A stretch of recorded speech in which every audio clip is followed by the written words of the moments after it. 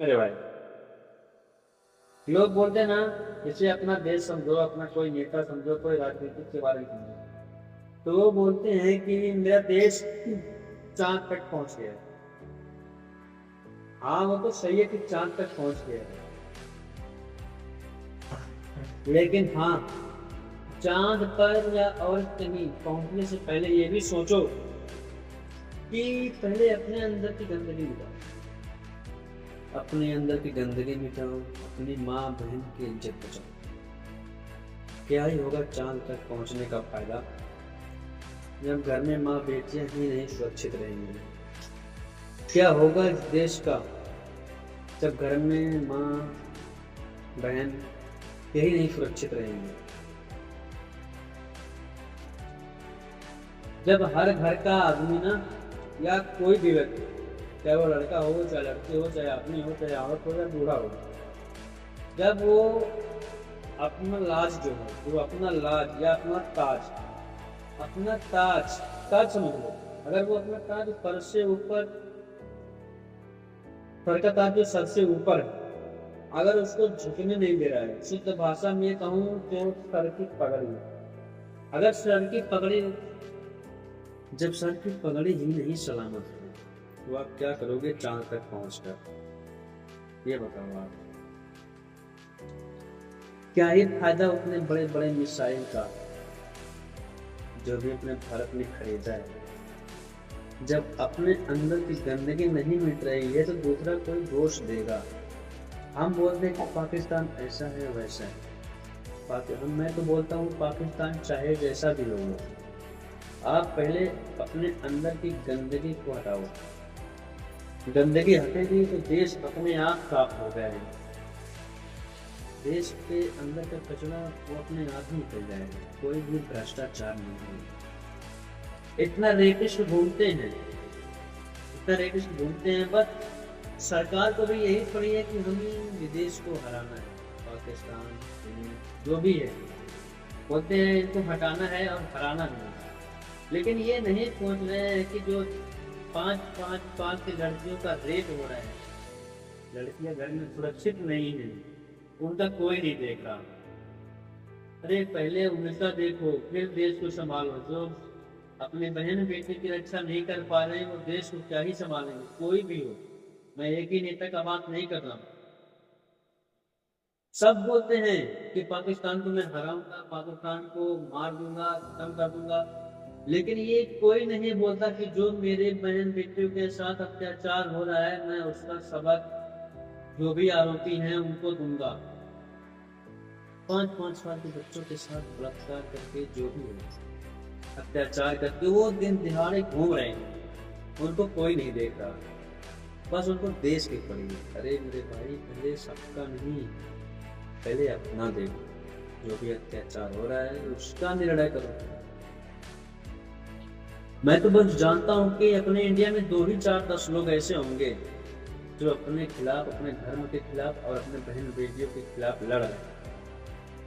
जैसे दक्ष चौधरी हो गए, ये भी भाई हैं, ये बहन बेटियों के लिए बहुत ज्यादा हाथ उठाए आरोपियों पर। दक्ष चौधरी, अभिषेक पांडे, ये सब जो है ना, ये अच्छा कार्य कर रहे हैं, तो ऐसे करो तभी देश संभलेगा। ऐसा नहीं कि मैं पाकिस्तान को हरा दूंगा तो वो सही रहेगा ना, ये सब गलत है। पहले अपने अंदर की बुराइयों को मिटाओ, फिर आगे को देखो। तुम ये दो जो भाई है ना, दक्ष चौधरी और अभिषेक पांडे, यही तो सबके मतलब इधर उधर कर रहे हैं। जो भी है, सबसे पहले ये देखते हैं कि माँ बहनों पर अत्याचार कौन कर रहा है, उसको सबक सिखाते हैं और होने वाले अत्याचार को रोकते हैं। लेकिन उनका साथ कोई नहीं देने वाला है। इसलिए नहीं देने वाला है क्योंकि वो अपने घर के नहीं है ना, इसीलिए। जब हर व्यक्ति मानेगा कि हाँ ये अपना भाई है, तब साथ देगा। कोई उनको कोई भाई मानता ही नहीं। लेकिन वो जो भी कर रहे हैं ना, वो सही कर रहे हैं। वो अपने ही बहन बेटियों के लिए नहीं, सभी बहन बेटियों के लिए कर रहे हैं। अभी कुछ दिन के पहले ना, एक लड़की थी जो भी मुस्लिम थी, वो बोल रही है कि मैं गाय को काट कर खाऊंगी, जिसको जो उखाड़ना है उखाड़ रही है। अब तुम सोचो, वो मुस्लिम जात की होकर इतनी बड़ी बात कह गई कि मैं गाय को काट कर खाऊंगी। उसने अपना पता नाम सब बताया, उसका अहंकार तो देखो कि कैसा है। लेकिन अपने दक्ष भाई ने, दक्ष चौधरी जिसका नाम है, बड़े बड़े दाढ़ी रखाए हैं, वो तो मैं उनको दिल से सल्यूट करता हूँ। वो उनके पते पर जाकर और उस लड़की का विरोध किया, उसको सबक सिखाया। वो मुस्लिम कास्ट की थी।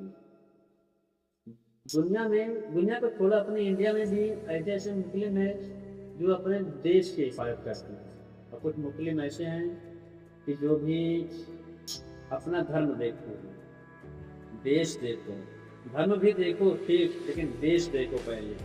किसी पर अत्याचार मत करो। अगर आप समझोगे तो हम सब एक ही प्रकार के मनुष्य, केवल आदमी। अगर आप धर्म देखो तो सबसे बड़ा धर्म इंसानियत होता है। इंसानियत को देखो, ऐसा नहीं किसी जानवर को काट के खाओ। जब हिंदू अपना वो मान लिए हैं कि हाँ गाय हमारी माता है, तो फिर उनके साथ अत्याचार क्यों हो रहा है? वो सब कोई नहीं देखा, कोई भी नहीं देखा है। तो भाई जो भी है, मैं इस वीडियो में बोल दिया, देश बदलने से पहले अपने अंदर जो भी अहंकार है उसको बदलवाओ। जब घर में माँ बेटियां नहीं सुरक्षित रहेंगी तो आप बाहर जाके कुछ भी झंडा फहरा दो,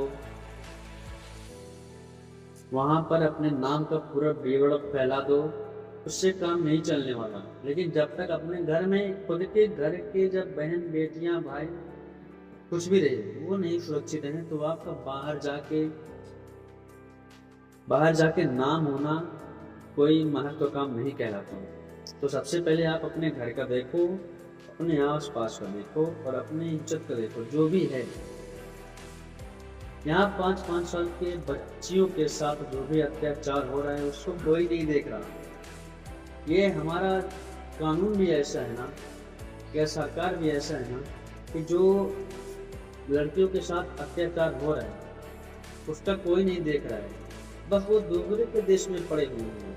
अरे दूसरों के देश को हराने के लिए पहले ये सोचो, पहले हम अपने देश को पूरे अच्छे तरीके से सुरक्षित कर लें। जब अपना देश सुरक्षित हो जाएगा, मजबूत हो जाएगा, तो किसी की हिम्मत खुद नहीं होगी कि उसमें आके कोई अलग अलग भी कुछ भी रहे, किसी के बारे में दोषी ठहराए। लोग कहते हैं ना, अगर आप किसी को सलाह दोगे तो लोग कहते हैं कि अपने घर का देखो, पहले खुद का देखो, कैसी हालत है, खुद की जिंदगी नहीं संभाल पा रहे, आगे दूसरों का ज्ञान देंगे। बस यही बात है। अगर भारत में जितने भी युवा हैं, पहले अपना हर एक चीज अपना या पराया मत समझो, कुछ भी रहे। बस अगर बहन बेटी है तो बहन बेटी समझो। अभी कुछ दिन के पहले 6-7 साल के बच्चियों के साथ अत्याचार हो रहा था, उनका बलात्कार करके उनको मांस पका के खाया गया। अब सोचो ये कितना दर्दनाक घटना है, लेकिन उसको सरकार नहीं देख रही है। बस इतना ही बोलती हम समाधान करेंगे, लेकिन कोई कुछ नहीं करने वाला। बस मेरा तो इतना ही अनुरोध है कि मेरे जितना भी युवा भाई हैं, कि वो किसी की बहन या बेटी हो, किसी के भी साथ अगर अत्याचार हो रहे हैं ना, तुम उसके खिलाफ खड़ा हो जाओ कि आखिर क्यों हो रहा है। बाकी वो किसी की भी बहन बेटी। बस मेरा वीडियो बनाने का मकसद यही था, मेरे दिल में आया, मैंने जो बोल दिया। बाकी अगर जो आपकी जो राय है वो कमेंट में ज़रूर बताइए। जय हिंद, जय भारत।